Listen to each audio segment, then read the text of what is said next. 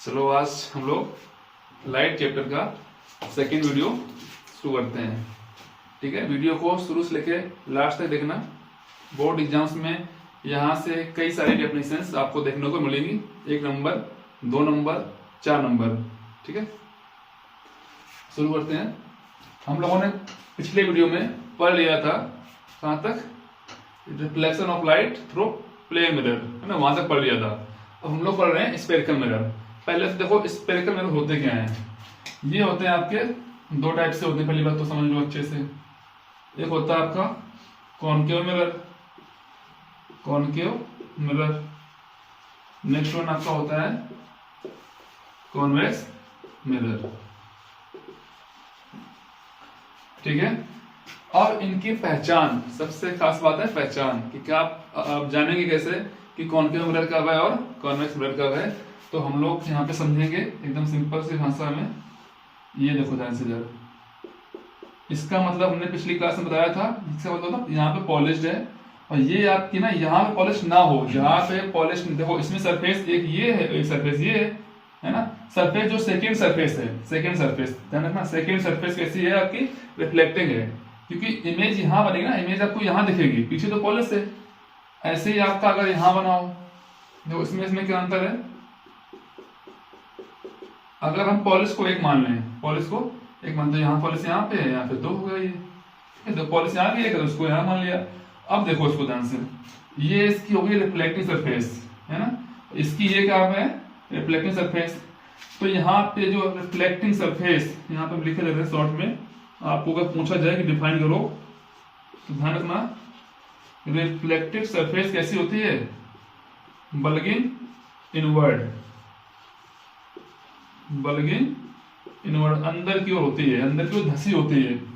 और ये क्या है, ये बाहर की ओर उभरी हुई है, तो बल्गिंग आउटवर्ड, बल्गिंग आउटवर्ड। ठीक है, सिंपल सी बात इतनी समझ में आनी चाहिए। ठीक है, क्या होता है, जिसका रिफ्लेक्टिंग सरफेस बल्गिंग इनवर्ड हो वो आपका कॉनकेव मिरर कहलाएगा, जिसका सरफेस बल्गिंग आउटवर्ड हो वो आपका कॉन्वेक्स मिरर कहलाएगा। ओके, क्लियर है। अब इसमें कुछ डेफिनेशंस होती हैं, जैसे इसका centre of curvature, centre of, कि ये क्या है, ये कर्व है, ये कर्व है किसी न किसी स्फीयर का, ये पार्ट रहा होगा, है ना, पता ना स्फीयर क्या होता है, कुछ मतलब ऐसे गोल कोई पार्ट रहा होगा, उसका एक छोटा सा पार्ट कट कर लिया, तो वो आपका ये है मान लेते हैं। तो ये जिस स्फीयर का पार्ट रहा होगा उसका सेंटर आपका कहलाएगा सेंटर ऑफ कर्वेचर। हम यहाँ पे लिखे दे रहे हैं सेंटर ऑफ कर्वेचर, हम यहाँ पे डिफाइन कर रहे हैं, तो आपको समझ के लिख लेना उसको ऐसे ही है। तो the centre of this sphere, जिसका ये जिस स्फीयर का ये पार्ट है उसका सेंटर क्या कहलाएगा, सेंटर ऑफ कर्वेचर कहलाएगा आपका। तो ये कुछ ऐसा रहा होगा, देखो ध्यान से, कुछ ऐसे रहा होगा, मतलब ऐसे रहा होगा, ये इसका कुछ सेंटर रहा होगा, सेंटर मान लेते हैं यहाँ कहीं पे है, तो इसको बोलते हैं हम लोग सेंटर ऑफ कर्वेचर। ऐसे यहाँ तो ये क्या, ये किसी न किसी स्फीयर का पार्ट रहा होगा, ऐसे रहा होगा, ये उसका कोई सेंटर रहा होगा, तो ये कहलाएगा आपका सेंटर ऑफ कर्वेचर। फाइनल यहाँ तक, ठीक है। तो कोई पूछे क्या होता है सेंटर ऑफ कर्वेचर, तो आपको सिंपल से ये बताना है कि हमारा जो मिरर है वो जिस स्फीयर का पार्ट रहा होगा उस स्फीयर का सेंटर इस मिरर का सेंटर ऑफ कर्वेचर कहलाता है। सिंपल सी बात ये है। ठीक है, the centre of sphere from which the mirror is cut is known as centre of curvature, simple सी भाषा में। ठीक है, ऐसे इसको समझ लेना है, वही बात है। अब नेक्स्ट पॉइंट आता है आपका है पोल। क्या आता है, पोल। तो पोल क्या होता है, pole is the midpoint, pole is the midpoint of mirror.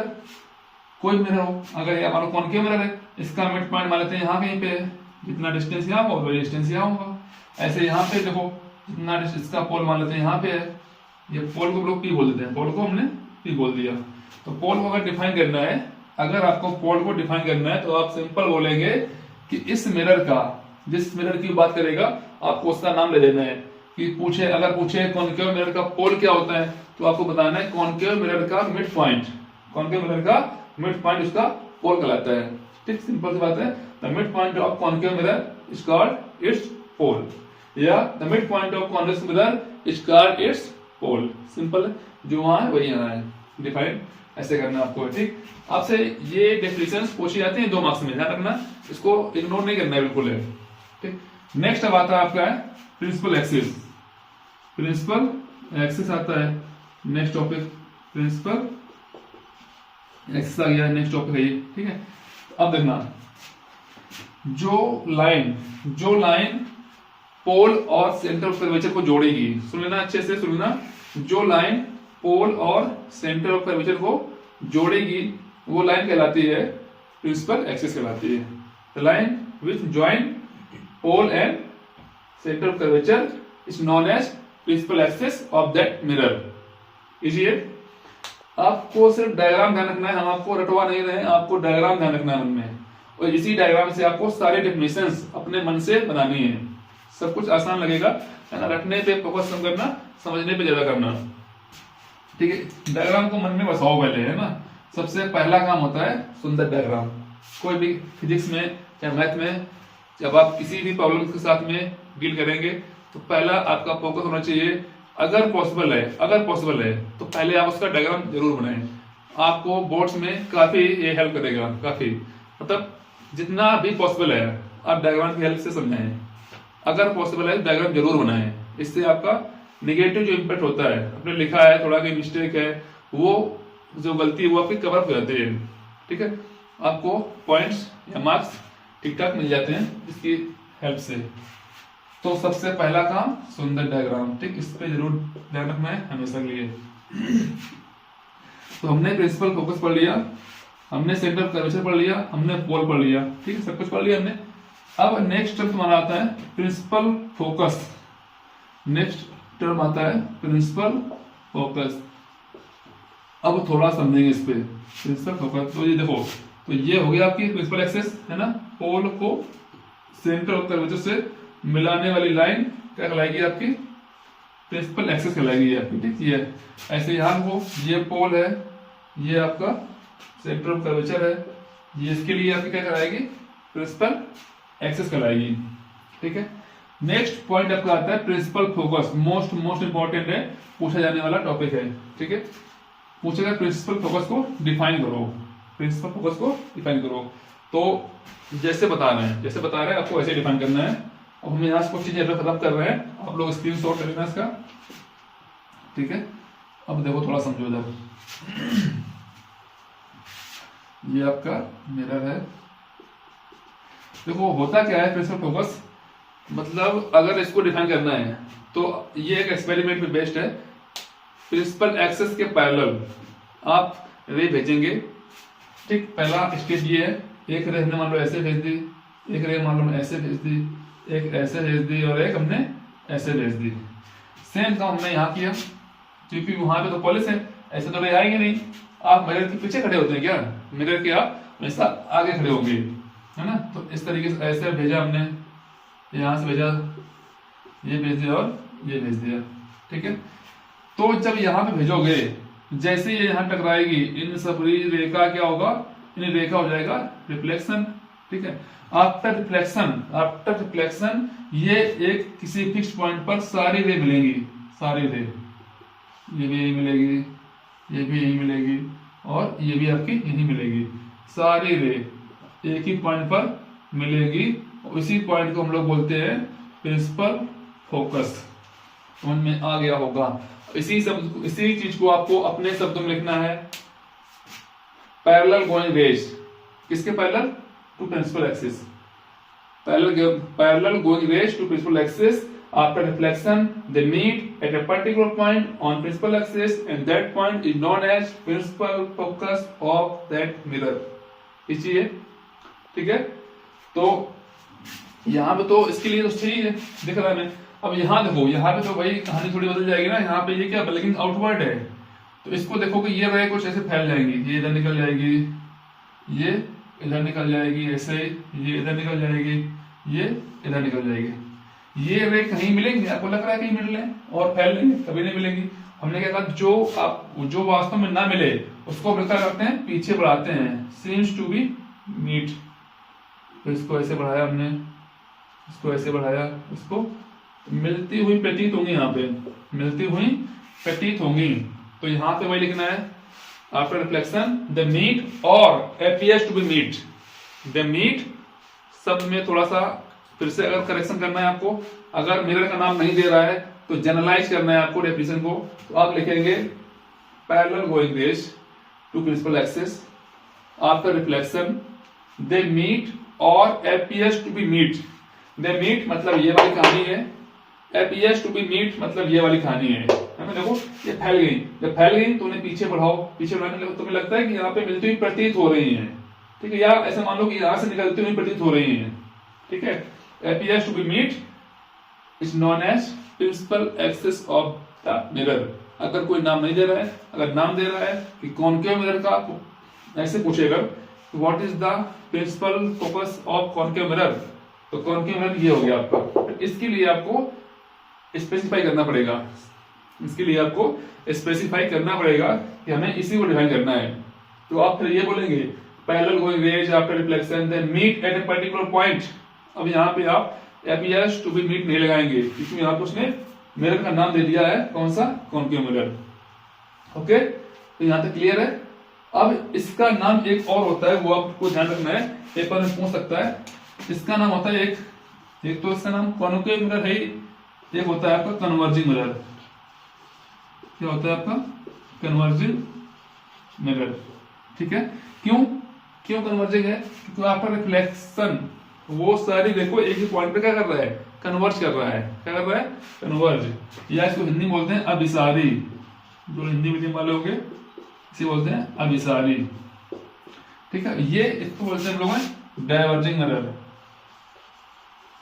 Diverging mirror Hindi बोलते हैं अपसारी। अपसारी मतलब जो पसार दे, तो ऐसे ध्यान रखना, वो अपसारी। जो फैला दे, सॉरी, जो मिला दे एक ही पॉइंट पर, वो अभिसारी। जो फैला दे, वो पसार दे, तो अपसारी। जो एक ही पॉइंट मिला दे, वो अभिसारी, ठीक है। तो यहां तक आपको सारे पॉइंट हो गए क्लियर। अब देखो, अब यहाँ पे पूछ सकता है रेडियस ऑफ कर्वेचर, एक पॉइंट छूट गया था, रेडियस ऑफ कर्वेचर, इसको समझ लो, इसको बोलते हैं हम लोग आर। तो इसमें कुछ नया नहीं है, सेंटर ऑफ कर्वेचर वाला ही पॉइंट है कि जिस मिरर का ये सॉरी जिस स्फीयर का ये पार्ट रहा होगा, उसकी रेडियस इस मिरर की रेडियस ऑफ कर्वेचर कहलाएगी। सिंपल शब्दों में एक ही डेफिनेशन है, ठीक है। The radius of sphere from which it is taken and make a mirror, the radius of that mirror is known as radius of curvature, ठीक है। वैसे आपको इसको डिफाइन कर सकते हैं, ठीक है। इंग्लिश पे बहुत ज्यादा ध्यान न देना, भावना को समझो, चीजें एकदम आसान सी हैं, है ना। जिस स्फीयर का ये भाग रहा होगा, उस स्फीयर की रेडियस इस मिरर की रेडियस कहलाएगी। सिंपल सी बात ये है, उसका नाम क्या होता है आपका, रेडियस ऑफ कर्वेचर। सिंपल सी बात ये है। अब यहाँ पे ये देखा जाता है, ये पोल है, ये फोकस है, कौन सा फोकस है, प्रिंसिपल फोकस। इसकी लेंथ बोलते हैं हम लोग स्मॉल एफ, ठीक है। ये कैपिटल है, स्मॉल एफ बोल दिया हमने। ये आपका हो गया फोकल लेंथ, क्या हो गया, ये फोकल लेंथ हो गया। तो अब यहां से आपको एक चीज और पूछ सकता है, डिफाइन फोकल लेंथ। सारी डेफिनेशन हम आपको यहाँ पे कर रहे हैं क्लियर। डिफाइन फोकल लेंथ, ठीक है, डिफाइन फोकल लेंथ। अब फोकल लेंथ क्या होती है, the length between principal focus and pole is known as focal length. समझते रहना, अपने नोट्स में लिखते रहना, कुछ भी रॉकेट साइंस नहीं है, जो दिख रहा है वही लिखना है हमें, ठीक है। The length between principal and sorry pole and principal focus, ये तो है एफ का था, ये था आपका प्रिंसिपल फोकस, ये आपका पोल और प्रिंसिपल फोकस के बीच की डिस्टेंस कहलाती है आपकी है फोकल लेंथ। ऐसे यहाँ तो ये पोल है, ये प्रिंसिपल फोकस है, इसके बीच की डिस्टेंस कहलाएगी आपकी प्रिंसिपल फोकस कहलाएगी, ठीक है। और ये पोल और ये सेंटर के बीच की डिस्टेंस कहलाएगी आपकी रेडियस कहलाएगी, आर हो गया आपका ये, ठीक है। ऐसे ही आपका ये क्या होगा, ये आपका आर होगा। और ये देखा जाता है कि आर बराबर होता है 2f, यहाँ पे लिखे जा रहे हैं, आर बराबर क्या होता है 2f, मतलब ये f और ये भी आपका डिस्टेंस f ही होती है, ठीक है, एक्सपेरिमेंट ही देखी जाती है। तो r बराबर होता है 2f, या f बराबर देखा जाए तो r/2, ये फोकल लेंथ और रेडियस ऑफ कर्वेचर में रिलेशन है, ठीक है। अगर पूछा भी गया कई बार, what is the relation between focal length of mirror and radius of curvature of mirror, ठीक है। तो f बराबर r/2 या r बराबर 2f, ये दोनों सी क्या है, सिंपल सी बात है, ठीक है। तो अब हम लोग नेक्स्ट टॉपिक पे आते हैं। इसके कुछ रूल है। अब हम लोग देखेंगे इमेज बनती कैसे इमेज है, ठीक है। हमने बेसिक जो भी चीजें थी वो हमने यहाँ से पता कर ली है। अब हम लोग देखेंगे इमेज बनती कैसी है, उसके लिए कुछ रूल्स हैं, वो हम यहाँ पे आपको कुछ रूल बताएंगे, उसी के हिसाब से इसमें समझेंगे, और नेक्स्ट वीडियो में आपको हम सारे इमेज बनती कैसे है वो सारी बताएंगे, ठीक है। तो पहला हम लोग देखते हैं, देखो ध्यान से, ये कौन सा मिरर है ये आपका, अब तो पता चल गया होगा ना कौन क्यों मिरर है ये प्रिंसिपल एक्सिस हो गई, ये पोल हो गया, ये फोकस हो गया, ये सेंटर ऑफ कर्वेचर हो गया, ठीक है। तो एक ये हो गया, एक मान लो यहाँ पे इसके लिए बता दें, ये हो गया आपका कॉन्वेक्स मिरर, लिखते जाए यहाँ पर कॉन्वेक्स मिरर, ठीक है। ये पॉलिश बता रही है कि मिरर है, ये पॉलिश ना होती तो ये बताता कि भाई मिरर नहीं है, ये लेंस हो गया है कॉनकेव मिरर। अब समझो, हम लोग यहाँ पे कुछ रूल समझेंगे, ठीक। पहला रूल ये है, प्रिंसिपल एक्सिस के पैरेलल जाने वाली रे, प्रिंसिपल एक्सिस के पैरेलल जाने वाली रे आफ्टर रिफ्लेक्शन कहां से पास होती है, वो पास होती है प्रिंसिपल फोकस से। ये हम लोगों ने पढ़ भी चुका है पहले भी, रूल नंबर 1 हो गया ये, ठीक। समझते हैं ना, आपको समझना क्या है, ऐसे ही काम यहाँ पे है, ऐसे ही काम यहाँ पे है। ये आपका हो गया principal focus, centre of curvature. तो अगर ये रे ऐसे में प्रिंसिपल एक्सिस के पैरेलल भेजिए हमने, क्या होगा इसका, ये यहाँ से चली जाती है ना, फैल जाती है, तुम्हें लगेगा ये कहां से पास हो रही है, फोकस से, ठीक है। यहाँ पे तुम्हें प्रतीत होता है, यहाँ पे एक्चुअल में होता है, ठीक है। सेकंड देखो, सेकंड ये है कि फोकस से अगर कोई रे जाएगी तो वो प्रिंसिपल एक्सिस क्या हो जाएगी, पैरेलल, जस्ट इसका कन्वर्स है, इसका जस्ट उल्टा रूल है। देखो ध्यान से, पैरेलल गई तो फोकस से गई, अब फोकस जाएगी तो जाएगी पैरेलल, रूल नंबर 2 हो गया, ठीक है। रूल नंबर देखो थर्ड ये है कि अगर कोई रे कहां जा रही है, सेंटर ऑफ कर्वेचर से, कहां जा रही है, सॉरी कहां से लगे, सेंटर ऑफ कर्वेचर से अगर कोई रे जा रही है तो इसको आपको विशेष ध्यान रखना है, ये मान लो ये गई, ठीक है।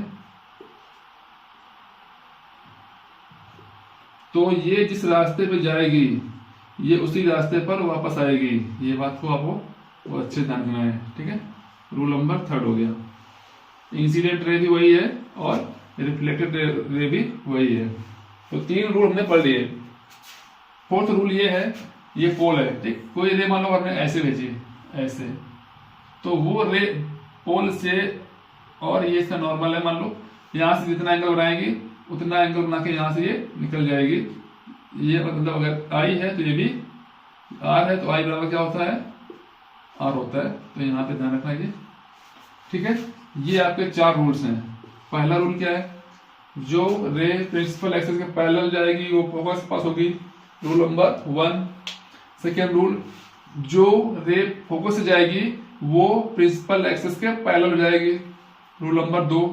जो रे सेंटर ऑफ कर्वेचर से जाएगी वो वापस उसी रास्ते पर लौट आएगी, रूल नंबर 3। मतलब रूल नंबर 3 इसलिए इंपॉर्टेंट है क्योंकि यहाँ पे इंसिडेंट रे और रिफ्लेक्टेड रे दोनों का पाथ सेम है, ठीक है, लेकिन दिशा अलग है, पाथ सेम है, दिशा अलग है। इसकी दिशा ये थी इंसिडेंट रे, इसकी दिशा ये है, ठीक। समझते हैं ना कॉन्सेप्ट को।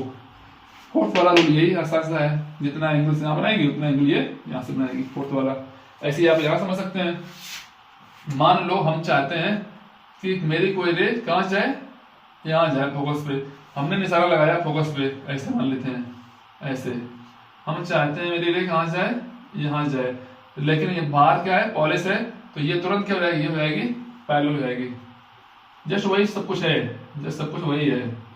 तुम फोकस से चाह रहे हो तो वो जाएगी पैरेलल, तुम भेज रहे हो पैरेलल तो वो जाएगी फोकस से। ठीक है, यहाँ पे लगता है, प्रतीत होता है डायनामाइट्स का।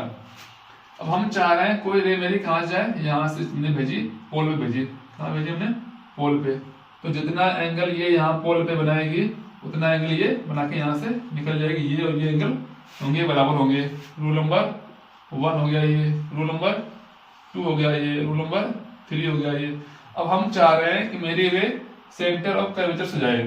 ठीक है, हमने निशाना लगाया यहाँ से, हम चाह रहे हैं ऐसे चाह रहे हैं। ठीक है, तो हम चाह रहे हैं कि ये रे मेरी कहाँ जाए, यहाँ जाए, लेकिन बाहर तो पॉलिस है, भले पार तो होगी नहीं, तो ध्यान रखना ये इसी रास्ते पर वापस चली जाएगी।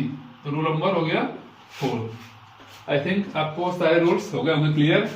कोई डाउट है तो आप बता सकते हैं, बाकी मैंने सब कुछ आपको यहाँ पे करवा दिया, क्लियर है। ठीक है, कुछ भी छूटा नहीं है।